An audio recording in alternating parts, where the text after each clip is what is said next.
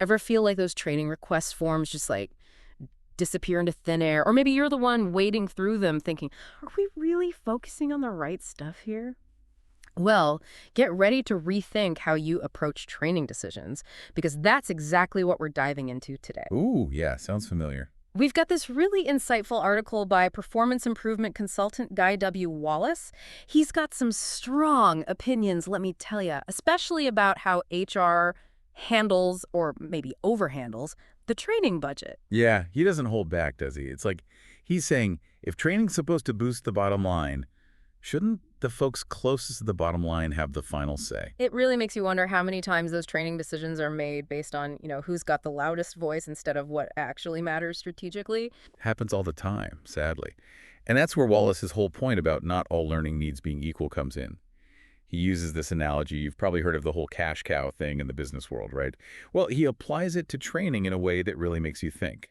Yeah, he talks about cash cows, rising stars, and dogs, which I gotta say at first sounds more like a weird farm competition than like corporate strategy.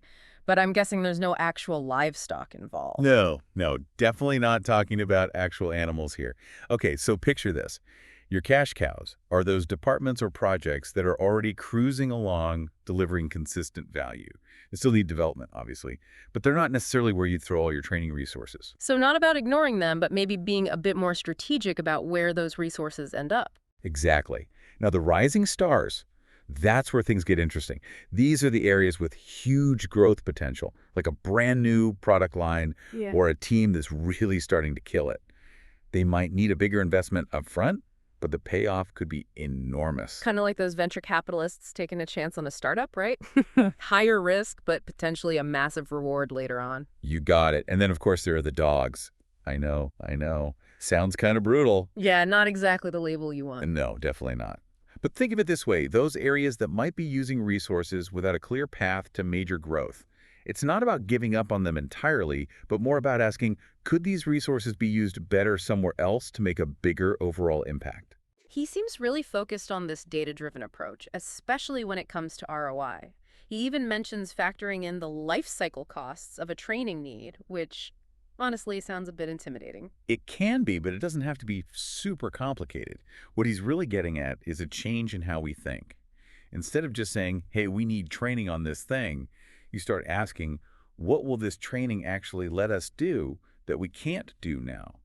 And how much is that worth to us in the long run? So tying it directly to those business outcomes, not just we want happy employees, but more like will this training lead to more productivity, happier customers, something we can actually measure. Exactly. And that's when you can start putting numbers to those benefits, even if it's an estimate at first.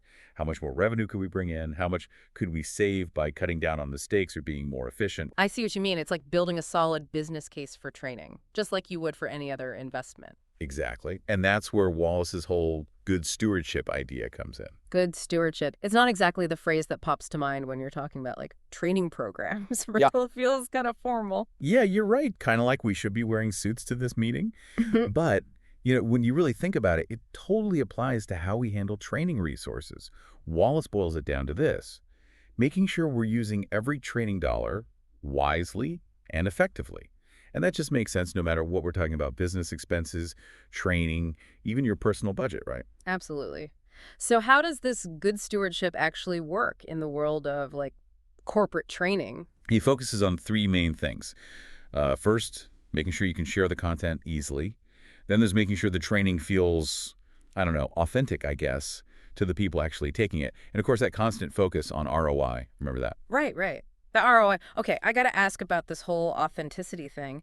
Does he like give any examples? What does that even look like in the real world? It's a bit vague, especially compared to like measuring the ROI on a sales training, right? He does, and it's actually pretty straightforward. So Hmm. basically, he's saying training shouldn't be this weird disconnected thing. It's got to be relevant to what people actually do every day, not just some generic program that checks a box but doesn't actually help them on the job. So instead of that one size fits all approach, it's about like tailoring the experience, making it fit the company's needs, maybe even individual teams. Exactly. Think about it. Using realistic scenarios, simulations, even case studies from inside the company itself.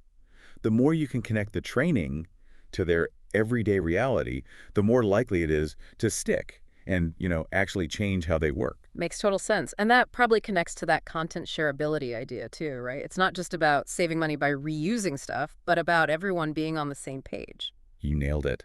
When you've got a system for sharing what works, it's not just about saving money, it's about consistency. Everyone's working from the same playbook, using the same best practices. That's how you build a culture of shared knowledge, which can be incredibly powerful. Wallace also seems pretty passionate about getting more structured overall, moving away from those gut feeling decisions about training and towards like a real system for making those calls. What are your thoughts on that? I think it's crucial, especially as companies get bigger. When you've got all these different departments, each with their own priorities and budgets, all competing for those training resources, you got to have a clear process for deciding what makes the most sense. Otherwise, it can just turn into total chaos. He's really adamant that the system shouldn't just be an HR thing, though. He says you need people from across the business involved.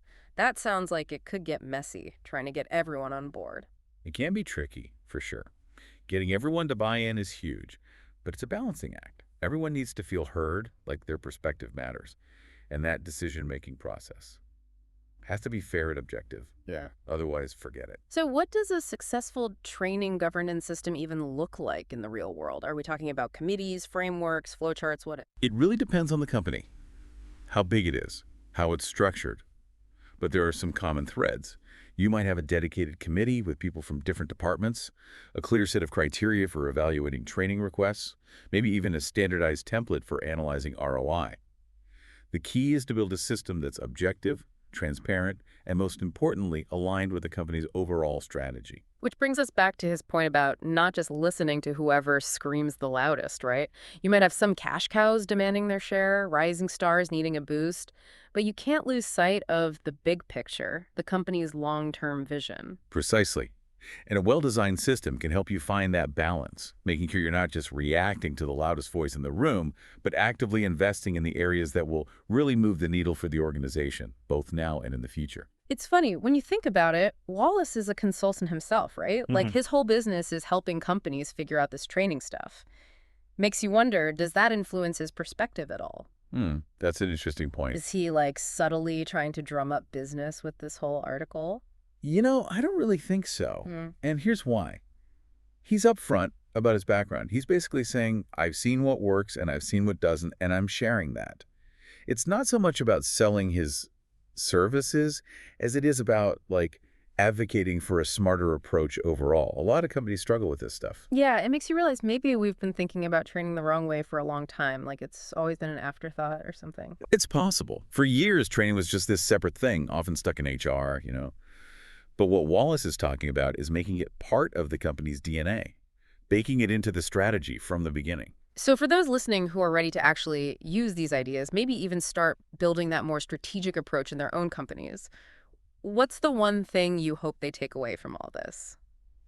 Honestly, the biggest change is just seeing training differently. Instead of thinking of it as a cost, something you have to do, what if we looked at it like an investment? Like any investment, you'd want to know what you're going to get out of it, right? Yeah, so instead of just, can we afford this training, it's more like, can we afford not to do this? Exactly. Because the real cost isn't always that price tag on the program, right? Yeah. It's the missed opportunities when you don't have the right people with the right skills at the right time. That's a great way to put it. So when we see those training requests, whether they're ours or from other teams, maybe the first question is, what are we actually trying to achieve here? And don't be afraid to push back a little. Ask for proof, look at the data, really dig into how that training is going to translate into real, tangible results for the business. It's not about just saying no to everything, but being smart about where you say yes. Exactly.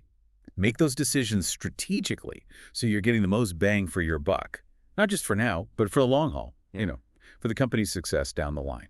This has been a great conversation, really insightful. Wallace's article definitely gave us a lot to think about. Hopefully our listeners are feeling ready to tackle those training decisions with a fresh perspective and maybe even bring a little bit of that good stewardship into the process. Absolutely. And hey, don't forget those rising stars. They're out there. We just got to find them and give them what they need to really take off. So true. Well, that's it for today's deep dive. Keep learning, keep asking questions, and keep pushing for training that truly makes a difference.